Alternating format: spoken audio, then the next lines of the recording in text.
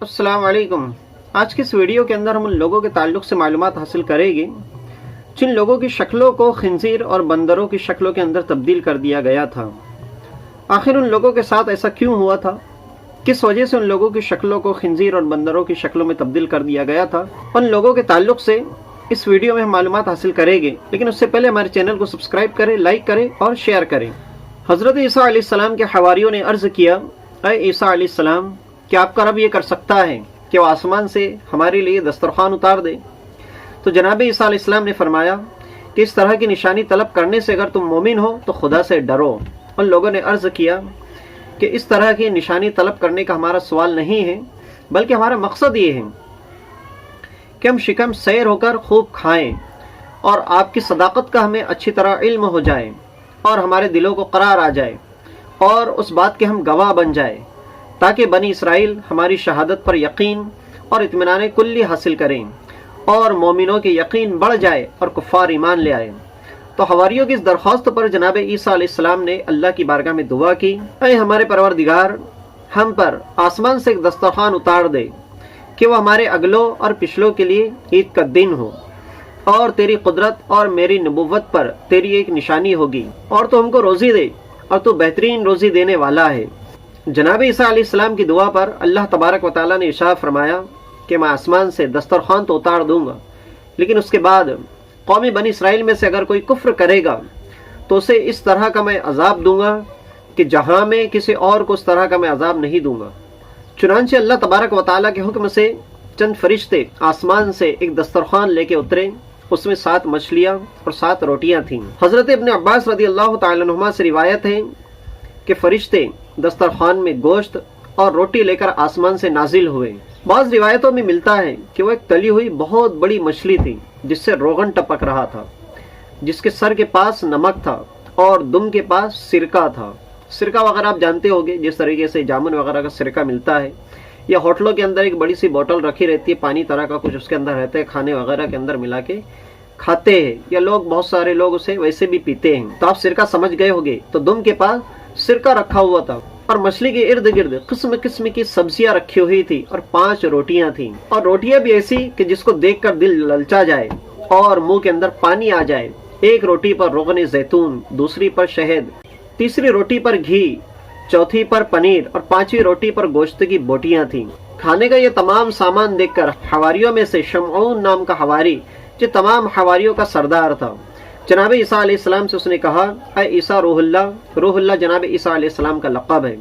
कहा कि ऐ ईसा रूहुल्लाह, ये दुनियावी खानों में से है या आखिरत के खानों में से? तो जनाब ईसा अलैहिस्सलाम ने फरमाया, ना तो ये दुनियावी खानों में से है और ना ही आखिरत के खानों में से है, बल्कि तुम्हारी रिक्वायरमेंट पर अल्लाह तबारक व तआला ने अभी अभी ये खाने इजाद फरमाए हैं और तुम्हारे लिए भेजा है। उसके बाद जनाब ईसा अलैहिस्सलाम ने उन लोगों से कहा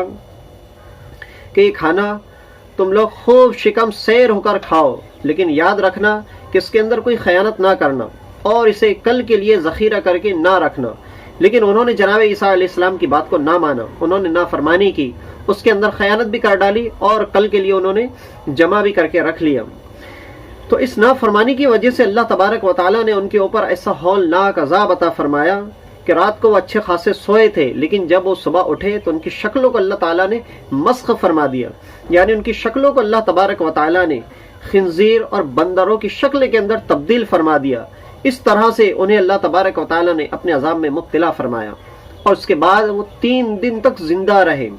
3 दिन के बाद जनाब ईसा अलैहिस्सलाम ने उन लोगों के लिए मौत की दुआ मांगी, तो अल्लाह तबारक व तआला ने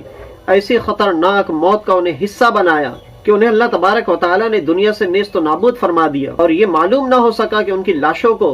जमीन निगल गई या आसमान खा गया। अल्लाह तबारक व तआला ने क्या किया किसी को नहीं मालूम, और उनकी मौत एक मुअम्मा बन के रहेगी, एक राज़े सरबस्ता रह गई। इस अजीब व गरीब और अजीम शान वाक़े का जिक्र अल्लाह तबारक व तआला ने कुरान शरीफ के सूरह माइदा में बयान फरमाया है। एक्चुअली सूरह माइदा, इस सूरह का नाम माइदा ही इसलिए रखा गया है कि माइदे का माना यानी मायदे के मीनिंग ही दस्तरखान के होते हैं। चुनांचे अल्लाह तबारक व तआला इरशाद फरमाता है, इसका तर्जुमा ये है, ईसा बिन मरियम ने अर्ज़ की, ऐ अल्लाह, ऐ रब हमारे, हम पर आसमान से एक खान उतार कि वो हमारे लिए ईद हो, हमारे अगले पिछलों की, और तेरी तरफ से निशानी اور ہمیں رزق دے اور تو سب سے بہتر روزی دینے والا ہے۔ اللہ نے فرمایا